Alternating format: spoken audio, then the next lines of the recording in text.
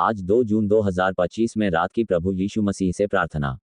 आज की इस शांत और पवित्र रात में जब हम प्रभु यीशु मसीह के चरणों में उपस्थित हैं, हमारा मन श्रद्धा और विश्वास से भर जाता है।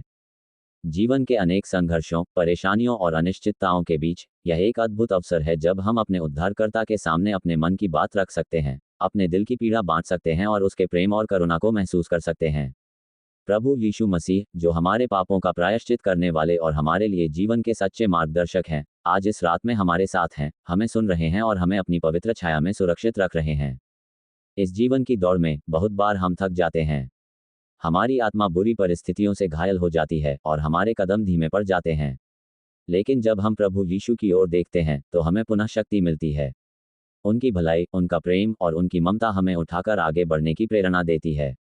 इसलिए आज, इस रात, जब सब कुछ शांत है और हमारा ध्यान प्रभु की ओर केंद्रित है, हम उनसे ये प्रार्थना करते हैं कि वे हमारे जीवन की हर बाधा को दूर करें। वे हमारे दिल को शांति से भर दें और हमारे मन की हर उलझन को सुलझाएं। प्रभु यीशु मसीह, आपने हमें ये सिखाया है कि आपकी पूजा और प्रार्थना में ही हमारी शक्ति है। आपके नाम की ताकत से हम हर संकट का सामना कर सकते हैं।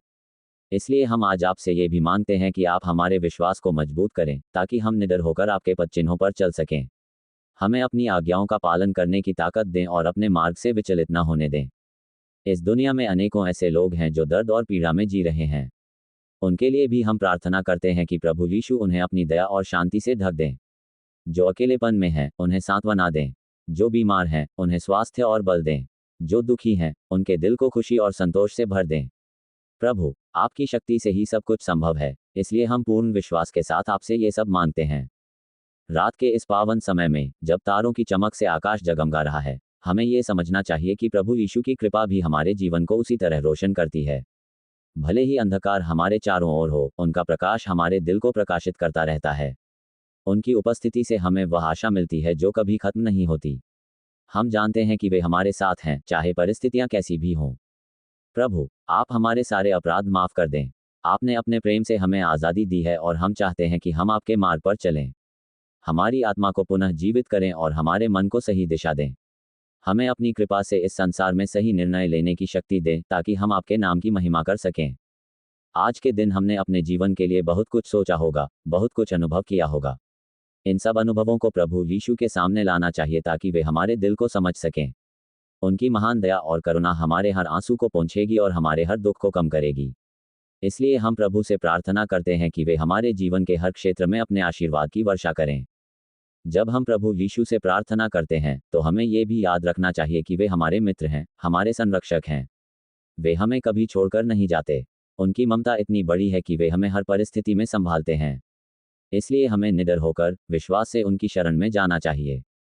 इस प्रार्थना के माध्यम से हम अपने प्रभु से ये भी मांगते हैं कि वे हमें ये समझने की बुद्धि दें कि जीवन में वास्तविक सफलता केवल उनके साथ चलने में है। सांसारिक संपत्ति, प्रसिद्धि या सम्मान अस्थायी हैं, पर प्रभु के साथ हमारा संबंध अनंत काल तक चलता है। इसलिए हमें अपने जीवन को प्रभु के अनुसार ढालना चाहिए ताकि हम सच्चे अर्थों में खुश रह सकें। रात के सन्नाटे में जब हम प्रभु यीशु के सामने मन की बात कहते हैं तो हमें विश्वास रखना चाहिए कि वे सुनते हैं और उत्तर देते हैं। उनकी उपस्थिति से हमें एक अनोखा सांत्वना और खुशी मिलती है। हम उनकी ओर अपना दिल खोलकर रख सकते हैं, क्योंकि वे हमारे सभी दुख और पीड़ा को समझते हैं। वे हमारे लिए हमेशा वहाँ हैं।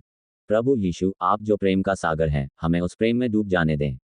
हमारे जीवन को अपने पवित्र हाथों से संभालें और हमें आध्यात्मिक रूप से मजबूत करें।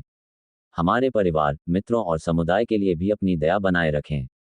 हम सबको एकजुट करें ताकि हम आपके प्रेम को दूसरों तक पहुंचा सकें।